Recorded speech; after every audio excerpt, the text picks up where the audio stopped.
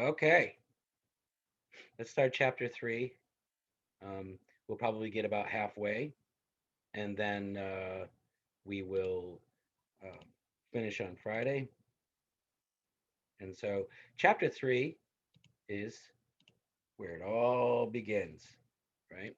So, we've been discussing the different methods to studying, understanding, predicting, whatever, human development, different research methods. We've talked about what human development is, what the goals are, uh, that sort of thing. So now we're actually starting the process of you know being. So this is prenatal development, birth, and the newborn baby. So we say that the point of conception is where the sperm and the ovum unite. We said that this happens in the fallopian tube, well, one of the fallopian tubes, or also known as an oviduct. The ovum releases from ovaries once every 28 days. It survives for 1 day, but we have this window that we give between 2 and 3 days because we never really know when that egg was released.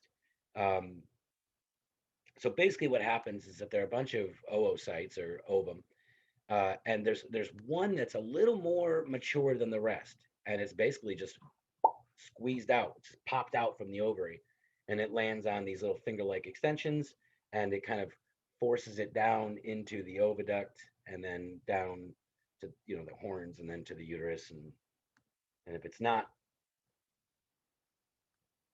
fertilized, it won't implant into the uterine wall, and then it'll pass through um, the os, which is a narrow opening between the uterus and the vagina, and then eventually, the whole menstrual phase sloughing off of the uterine lining. Anyway, okay.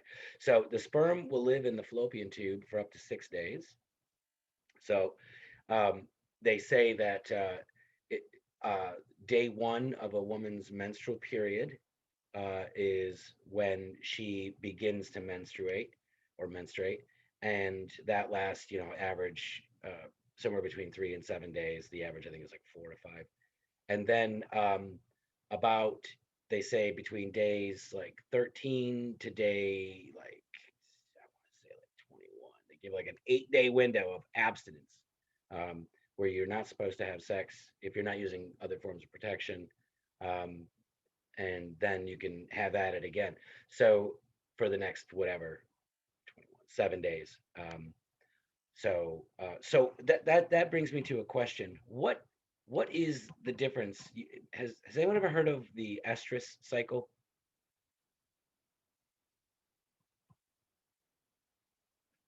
Well, you've heard of the menstrual cycle, right? Yes. Okay. So the estrus cycle is like a menstrual cycle, but um, there's one major difference between an estrus cycle that you'll see like in a dog or a cow or a chicken, or you know what I mean. Well, I'm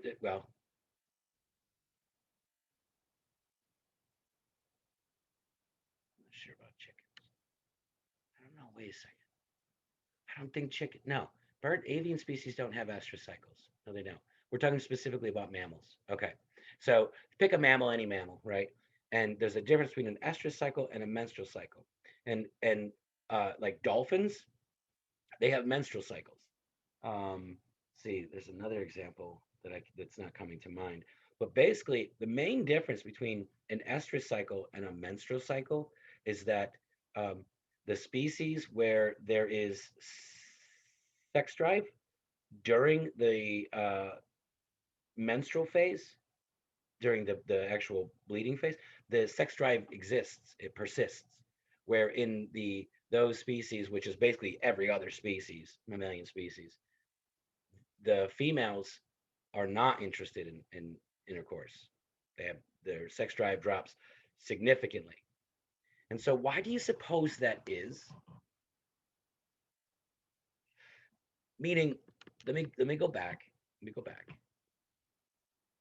So for humans have menstrual cycles, and the difference between a human and say a dog is that a human, a female human still has sex drive during the menstrual phase. Where a dog, a female dog, when she's in her um, follicular phase or estrus phase, she or not estrus, sorry, diestrus. She's not in the mood. In fact, she will fight. She will, like rats, will kill a male if it tries to mount the female. But dolphins and humans, and I think some whale, have menstrual cycles. Everything happens for a reason. So what's the reason for that?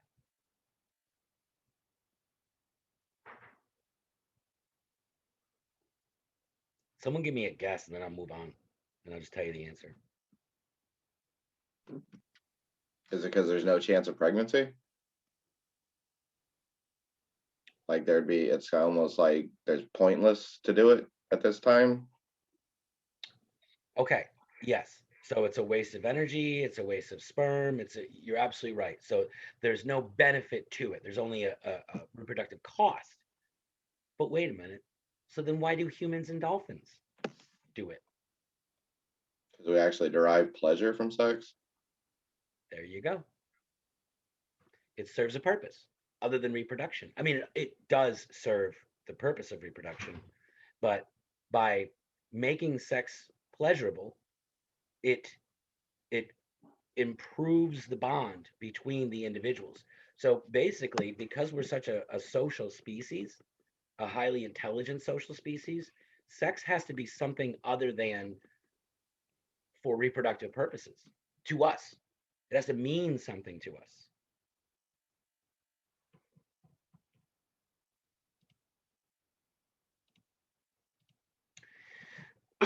Most conceptions occur on the day of ovulation or the 2 days following it. All right, so the periods of prenatal development, you have the germinal, and think of like that's the first stage because like a germ cell is like really small. That's how I remember the order. Then you have the embryonic, and then you have the fetal. For 2 weeks, from conception to 14 days, we call this the germinal phase or the germinal period. Okay, so this is where fertilization and implantation into the uterine wall kind of latches on, and it starts the formation of the placenta. Then you have the embryonic. Now, what I want you to think about, so the germinal is the beginning. It's just massive cell reproduction and replication and making that connection with the mother's uterus. Okay, establishing, the organization of the transmission of waste and nutrients between the mother and the offspring. The embryonic is where specific cell types begin to be dedicated to become something. Right? Some cells will be kissed to go, you become bone, you become gastrointestinal, you become skin tissue, you become nervous tissue, you become cardiovascular tissue, that kind of thing, right? Muscular tissue. So we have all these different systems, and it's during the embryonic stage. It's during this stage that all of these different systems begin to be specialized. They begin to be unique, forming the respiratory and so on and so forth. That happens for 6 weeks. So now we're at the beginning of the 9th week. Now in the 9th week, up until delivery, we call it the fetal stage. And this is where the growth and finishing phase is. It's like, all right, all the groundwork's been laid. All of us, we're all going to be bone. Got it. Okay, all of us over there, we're going to be muscle. Got it. Over there, we're going to be, the nervous system. Got it. And so on and so forth. Continues.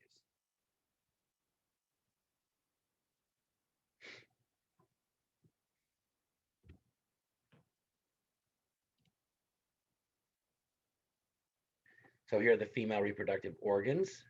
That's showing fertilization, early cell duplication, and then lastly, implantation. So here you have your ovary, these little finger-like projections, right? These are the fimbria. And so they'll pop one of the eggs out. The fimbria will catch it and scoop it into the oviduct.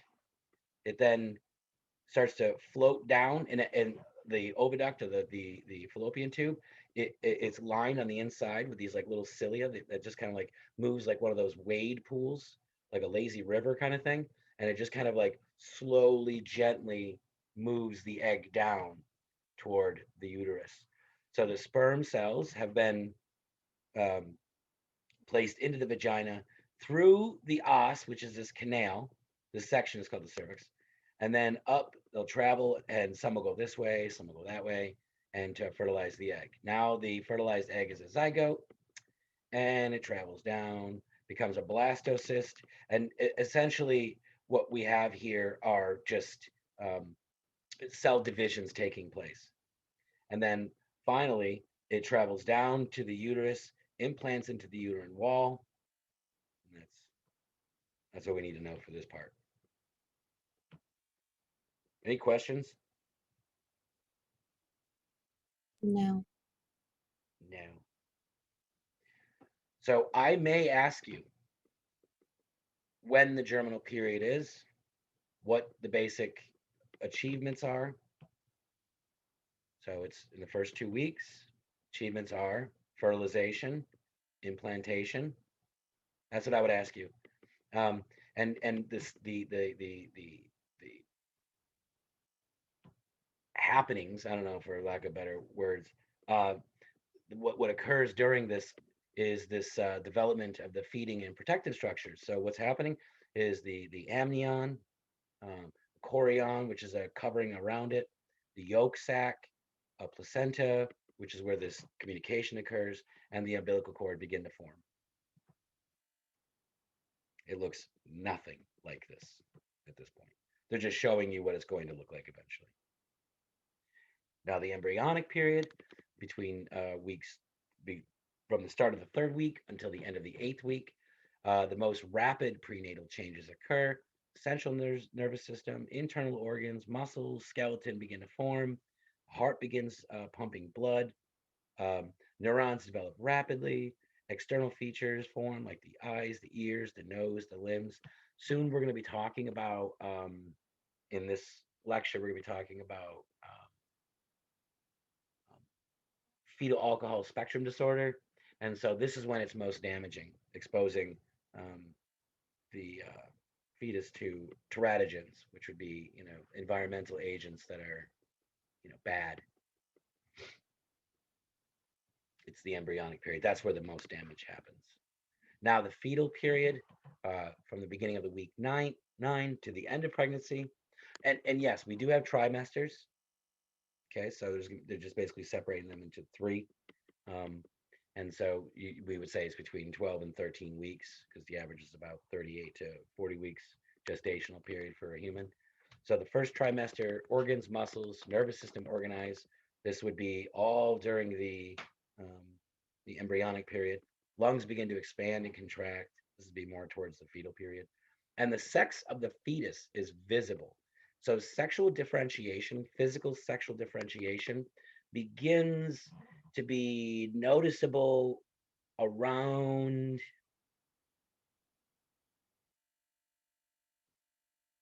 the 7th week, I believe it is. Around the 7th week, that you can actually see parts of the genitalia changing. So for the first 5 to 7 weeks, I think it's like a window, 5 to 7 weeks. We look identical. Our sexes are different genetically, but we don't develop any differently physically. It isn't until after 5 to 7 weeks that we start to sexually differentiate. Now, the second trimester would be the beginning of the 13th week. The active fetus, the mother can feel movement. Neurons rapidly form synapses, these connections for communication, and then they become sensitive to sound and light. Questions?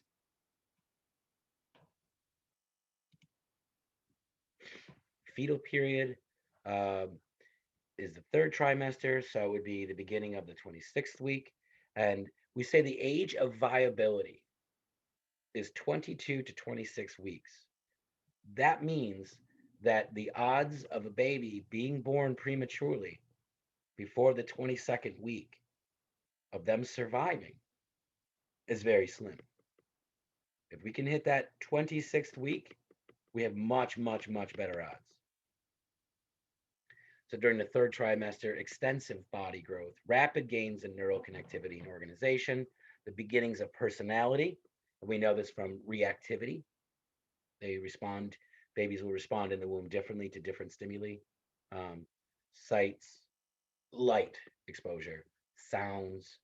It's funny because my wife was just posting on one of her Facebook memories that she and I had gone to a concert and she was pregnant, and our second youngest, she was pregnant with our second youngest, and she did not like it. Our second youngest did not like that, and really caused Christina some discomfort, so we had to leave. And during the third trimester, a greater responsiveness to external stimulation. Now, these teratogens, know what these are? Most of you do already anyway.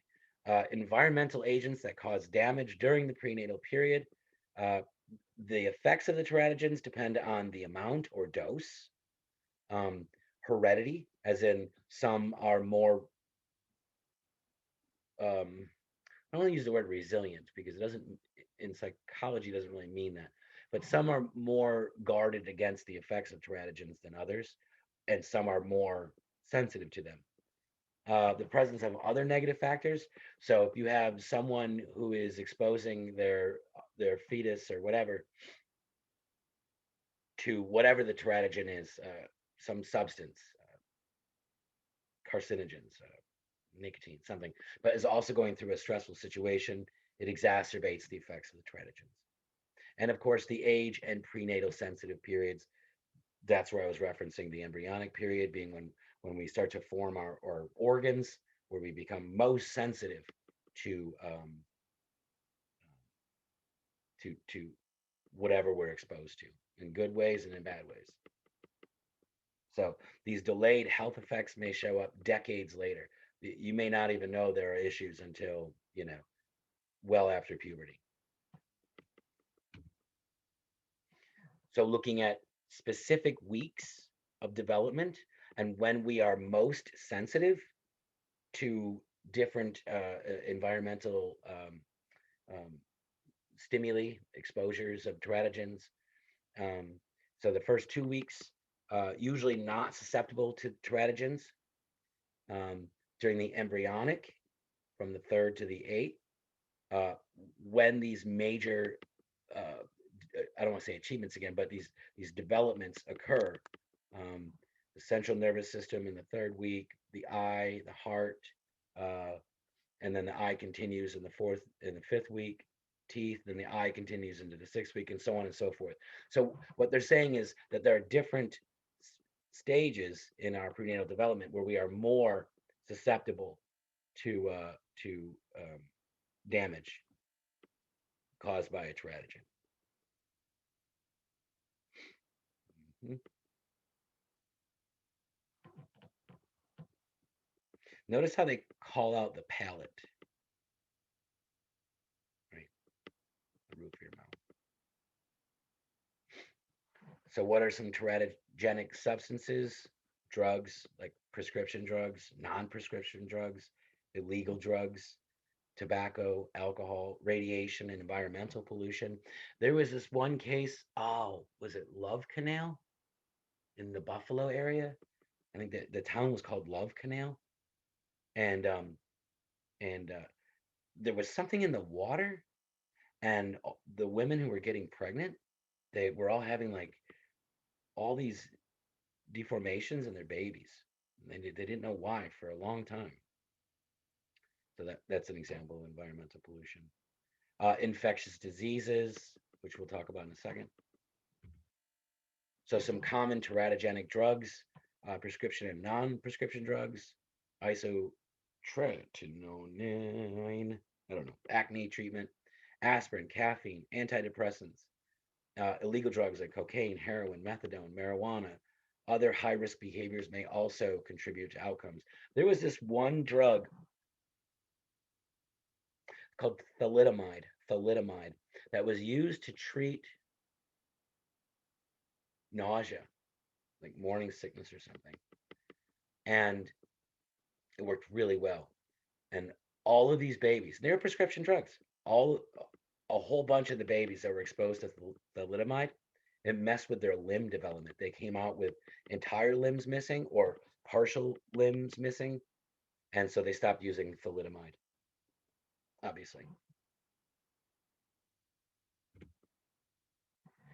tobacco. 11% of U.S. women smoke while pregnant. Of course, there's a low birth weight uh, is the best known effect.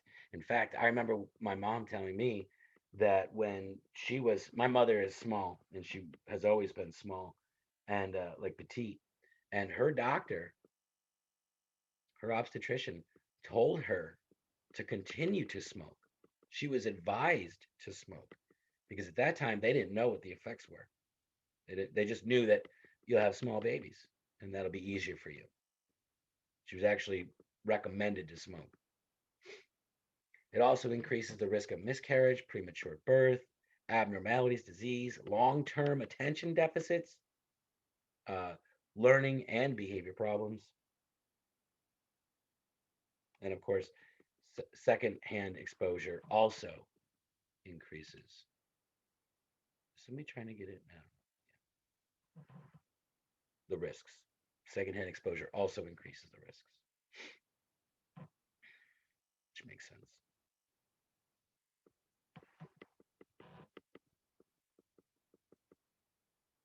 Fetal alcohol spectrum disorder. We say it's a spectrum because it depends on when, and it depends on the individual, and it depends on how long, and it depends on the dose. To what degree do we have? Does the individual have fetal alcohol syndrome? So the range of outcomes caused by prenatal alcohol exposure. There is on the extreme end, fetal alcohol syndrome, and there's partial fetal alcohol syndrome, and then there's below that alcohol-related neurodevelopmental disorder. So what are some of the consequences? Slow physical growth, facial abnormalities, and mental impairments. So cognitive deficits. Any questions so far? Oh, I thought there was a picture of that. So what are some commonly known facial abnormalities?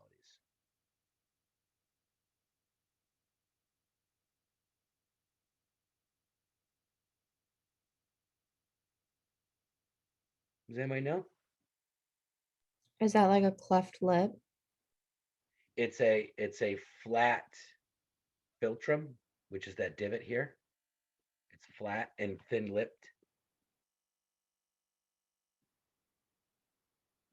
That's one of them. Then there's an eye, like they have these eye folds.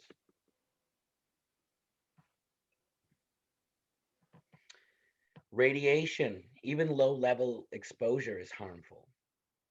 Some examples: industrial leakage, as happened in the Love Canal, medical X-rays, environmental pollution. Many babies are born polluted. For example, exposure to mercury, PCBs, dioxins, lead, even traffic-related fumes. And these can cause a variety of physical and cognitive impairments, physical deficits and cognitive impairments, and increases the chance of later illness.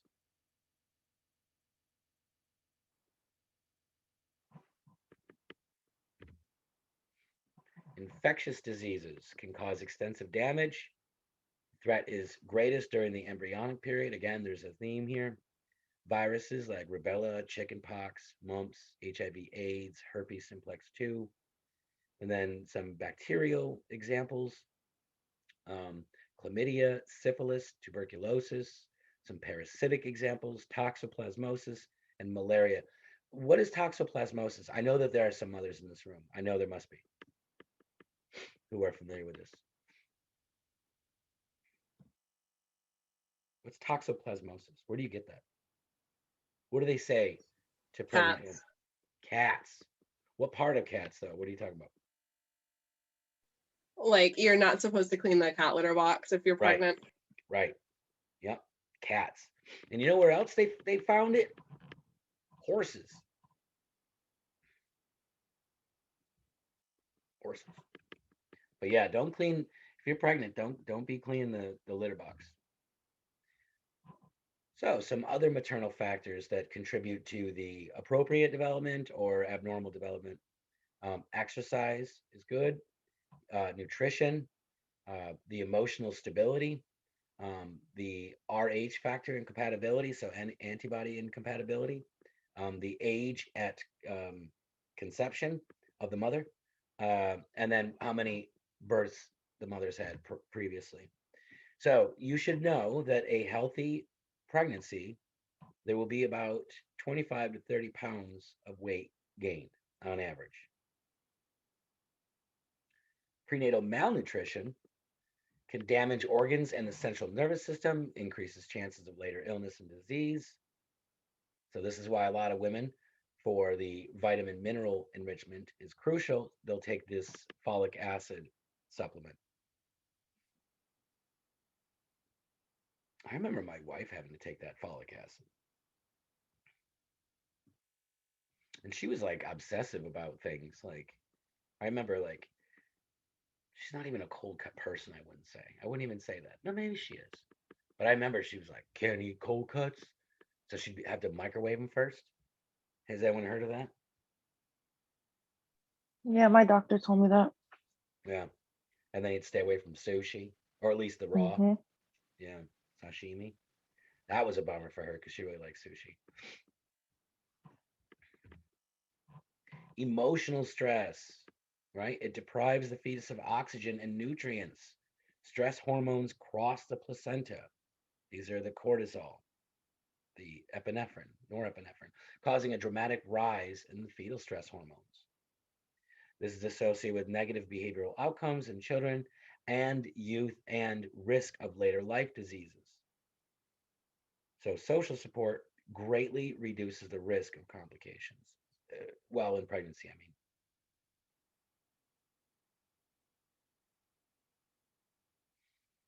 I remember we moved here in 2011, in August of 2011, because I got this job.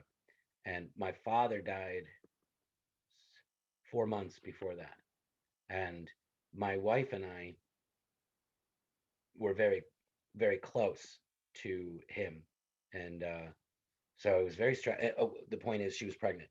And when we moved here, um, it was kind of funny because my wife was like 7 months pregnant or so when my dad died.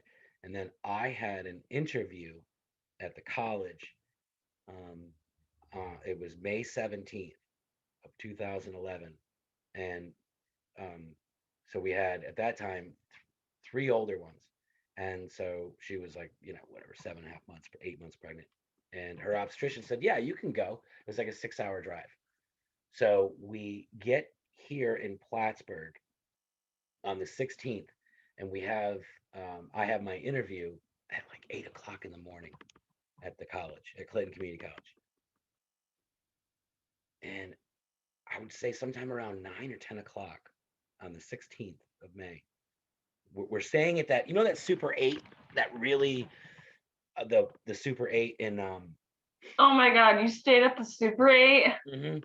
yeah, because we didn't have any money, and it was Yeah. really, it was not nice. I had to stay there a couple years ago just for like 2 nights while I was in the process of transferring between 2 apartments, and yeah, it was not.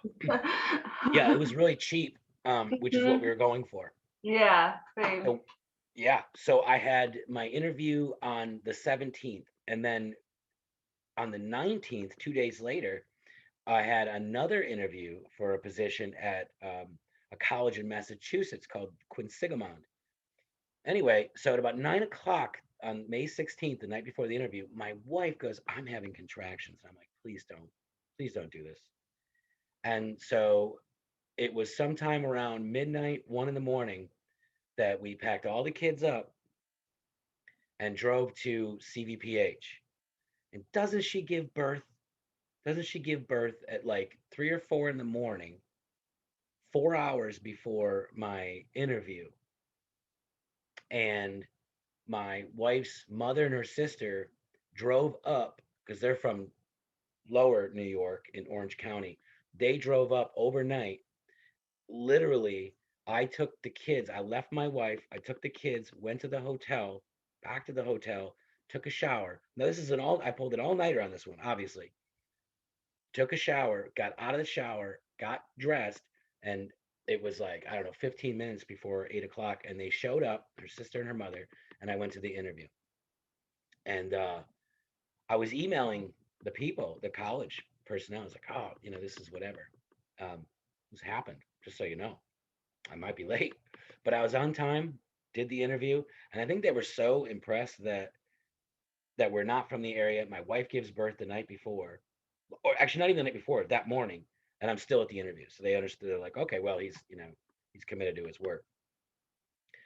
I say all this because then we had to move here in August, but there was a lot of stress during that time when my father was sick. He had cancer. He had metastatic melanoma, and he had a big brain, like a tennis ball size brain tumor. And they removed it and they treated him, whatever. But my wife and I were, very upset about it for the 4 months that he was sick and just slowly declining. And that stress that it caused my wife was a concern. It was genuinely a concern because she was always crying. She was always upset. And that's the kind of thing that, has an impact on our baby's development. But she did have social support. So, yep. I say that the only reason why we are here is because my daughter Jerry decided this is it. This is where we're staying. So, let's see.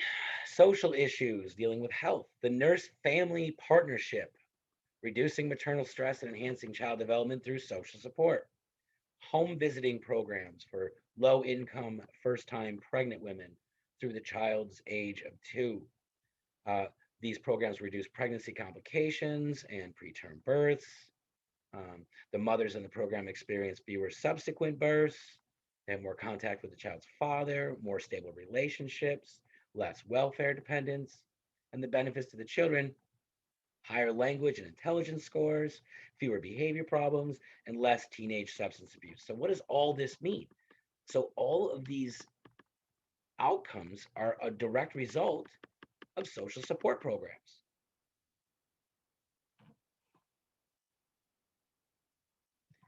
Any questions? All right. So the relationship of the maternal age to prenatal and birth complications. So you can see between 20 and 25, they pretty much, and the 30 to 39, they seem to have for different things like fetal death, low birth weight, maternal preeclampsia, which is hypertension, isn't it? Ladies? Yes. Thank you. It's hypertension? Yes, it is. Yeah. Okay, thank you. I'm trying to ask the nurses here. Because there's a lot of stuff when women are pregnant. There's all these terms. Okay. So basically what you can see is that the older we are, the more complications we have. That's the general theme here.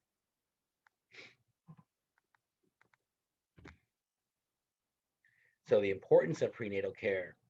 We want to monitor the general health and the growth of the fetus. We want to treat complications like diabetes, preeclampsia. So we're talking about the mother. Lack of early care is linked to a greater likelihood of low birth weight and even fetal death. And lastly, public education and culturally sensitive practices are needed. What are they addressing? Culturally sensitive practices. We know what the public education is.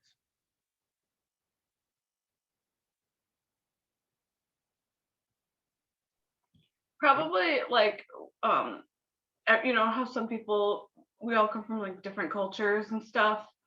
So I think it's important that your caregiver adheres to those cultural standards, even though like they themselves may not be a part of the culture. Mm-hmm. Like I know, for example, I think the Hasidic Jews, like, they don't, like, women can't touch the men, like, if you're not married to them. So I know they have like special, like, if they sought medical care, they would have to have a man take care of them. And Mhm. even though we may not believe that, that's their beliefs, so we have to follow that. That's a great example. That's very good. Well, thank you. Welcome. The stages of childbirth, dilation and effacement of the cervix. So dilation, we know. What does effacement mean? I love that we have mothers in here. This is great.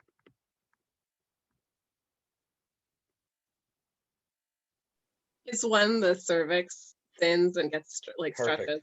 Well done. It's the thinning of the cervix, right? Then there's the delivery of the baby, and then there's the delivery of the placenta.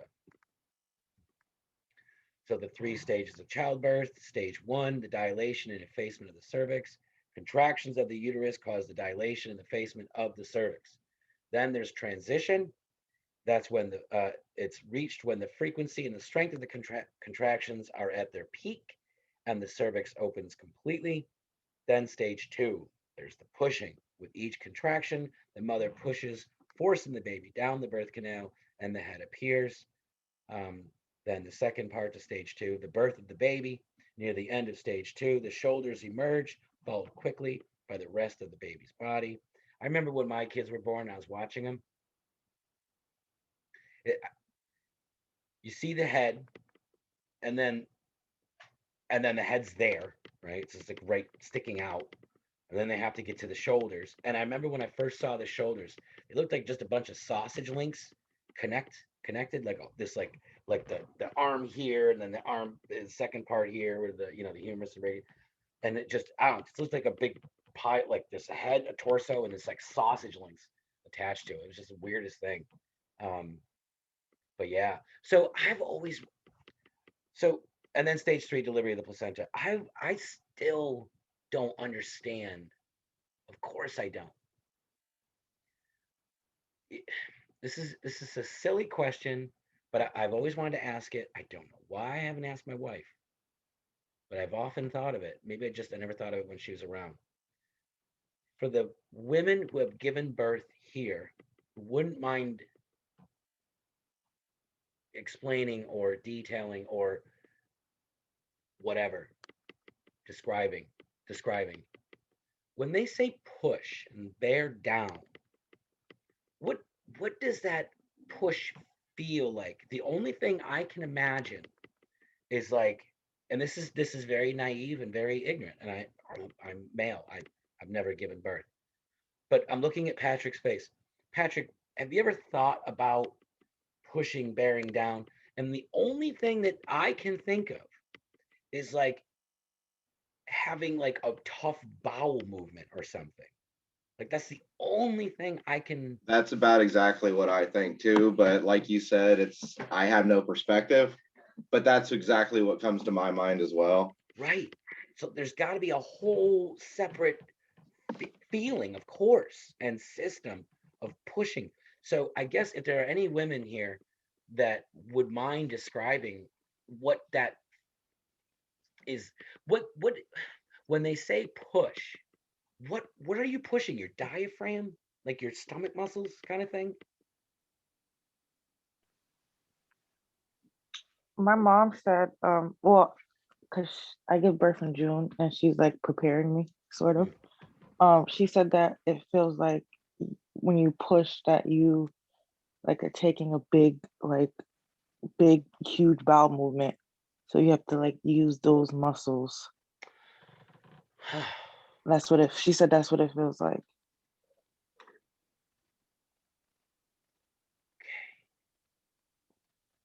Is that why, like, when a lot of women give birth, they like pass a bowel movement? Oh yeah, they poop. Yeah. My Yeah, mom, yeah.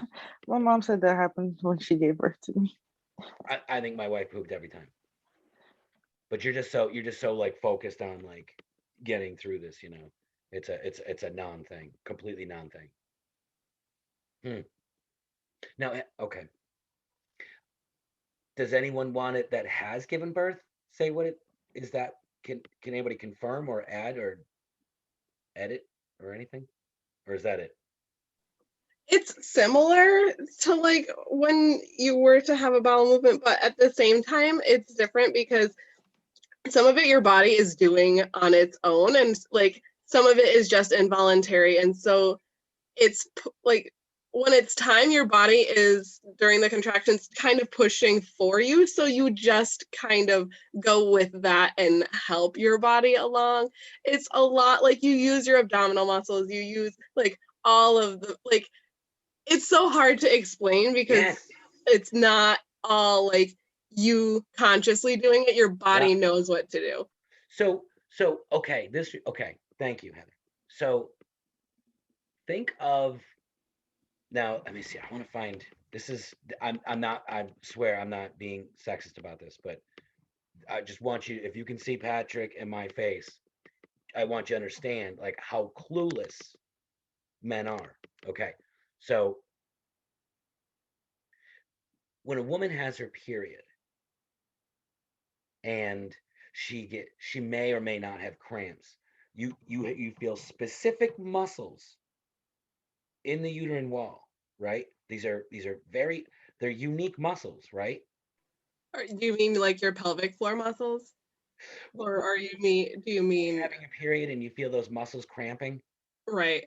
So not necessarily the pelvic floor, but like the uterine the muscles surrounding the uterus, Hmm. right? Are those the ones that kind of take over that's doing it on its own? Yes, those are the ones that are contracting and basically trying to expel the baby. See, Patrick, a whole set of muscular system we have no clue about. Just like bloating, we have no clue what that feels like. Well, I mean, we might, but that'd be rare. It's incredible, isn't it? Yeah, we're never gonna have no real understanding of it. No, I mean, even if we try to conceptualize it, it's just gonna be a false right. narrative of what it's actually like. I mean, we're not gonna get it. You know how they put those things on men's stomachs to Yeah, that's simulate? bullshit. Right, it's completely Yeah, different muscles, right? yeah. Yeah, You'd have to like literally, I mean, there's nothing you can do. I mean, no, you I have to know. There's rebuild a nothing you man can do. into a woman Yeah, completely, and I mean completely, yeah, yeah. and we ain't there yet, so No, we ain't gonna understand it. no, and that's. I mean, I was gonna say that's okay, but and I guess it's acceptable because what can we do about it? But at the same time, it Be kind of supportive, do the best we can. right. It kind That's of all we can prevents do is us from stand there. being fully, understanding of what Yeah. they're going through. It's yeah. We'll Anyway, only have sympathy and never have empathy. So correct, correct. Yeah, good choice. Anyway, thanks for answering that, Heather, and I don't know who else said that they were. You're welcome. I forgot who else. Someone said Alicia. No, said they were giving in. Mayel. Mael, you were the one that was speaking earlier. Yes. Okay, I've never given birth. okay. Well, thank you, Mael, for contributing. Did you have more to talk about, Mael? You don't have to. No, I still have to mentally prepare what's gonna happen to me. You know what? Last thing before we go on. You know what really, really gets me? Like listening to Mael, right? That's where I'd be. That's where my state of mind would be. Like, oh wow, this is stressing me out. I'm stressed out about this a lot for so many reasons, right? But I personally, I'm a hypochondriac to a degree, so I'd be like, yeah, something's gonna go wrong. Something's gonna go wrong. I'm gonna have to. Something's gonna. So I would be. But what amazes me is that what the natural process where Mael is now. Once Mael gets to a certain point, something triggers, something switches in women, and they're like, get this thing out. It becomes so uncomfortable and just everything. They're like, I don't care. It's like this courage switch just gets flipped on hard, like all the courage switches just get flipped. They're like, I don't care. I don't care. I don't care. Get it out. It's funny when they reach the end. That's what my mom said. She's like, at one point you stop caring. She's like, they asked, I said, how did you make it through the epidural? She's like, it hurt so much that I didn't even care. Yeah. You know, the pain that women go through, it's a good thing that they have the relationship with the offspring that they do, with the children that they do, the natural connection. Because man, if they didn't, woof, that'd be awful. All right, moving on. Thank you, ladies and gentlemen. All right. The baby's adaptation to labor and delivery. Strong contractions reduce the baby's oxygen supply. So the infant's cortisol and other stress hormones are released, which helps the baby withstand oxygen deprivation. And this will also prepare the baby to breathe. It does also arouse the infant into alertness. So as the baby's passing through the canal, right, one of the benefits to having that being squeezed is it gets a lot of the fluid out. It actually squeezes fluid out of its like nose, its mouth, and its lungs that's in there, and it presses it out as it's passing through the canal. And this aids in the baby's ability to breathe. So once the baby is out, they use what's called the APGAR scale to assess the newborn's physical condition. They'll look at the heart rate, the respiratory effort, reflex irritability, muscle tone, which means like, does it have, can it hold any part of it? Can it move itself a little bit? And then the color of the skin. The scale is 1 to 10, 7 or better, good physical condition, 4 to 6, the baby needs assistance, 3 or below, there's serious danger, requires emergency medical attention. My second oldest son, my third child, James, there were complications, and he had the umbilical cord wrapped around his neck, and so when my wife was trying to push him out, it was cutting off, like just by twisting it, like he wasn't getting oxygen from the umbilical cord, like he should have been, and so he went into like respiratory, and heart failure. He came out like I don't want to say dead, but he came out unresponsive. And so, and there was this big hubbub, all this different stuff. And what's incredible, they brought him back, everything was fine. They just, gave him oxygen and was pumping him and stuff like that. So he's fine. There's nothing, he's a very healthy kid. But what's funny, not funny, what's ironic about that is that the doctor who delivered my son James was the same doctor who delivered my older brother Jesse, my older brother Joey, me, Jared, my younger brother Jacob, my younger brother John, and my sister Taylor. So he had 6, he's delivered thousands of babies, right? My youngest brother John, he had the same problem. And so he had the exact same thing happen to my brother John. And they got him out and he's fine too, right? But I remember when my son James came out, the doctor looked at me. His name was Yeager, Dr. Yeager. He wasn't even from the United States. Wonderful man. And we were doing we sit down with him. My wife gave birth or whatever, and we did the visit with him in his office afterward. It was like a couple days after. And he looked at us so serious. He's like, I've never lost a baby. And he goes, that was one of the closest it's ever come. And I was like, damn. But I just think it's kind of cool that he saved my brother's life and my kid's life. I'm into it. Natural or prepared child. You guys want? Let's just stop. I'm not doing this anymore. This conversation's really messing me up. So we will finish on Friday. We have plenty of time to finish it. I'm gonna stop recording.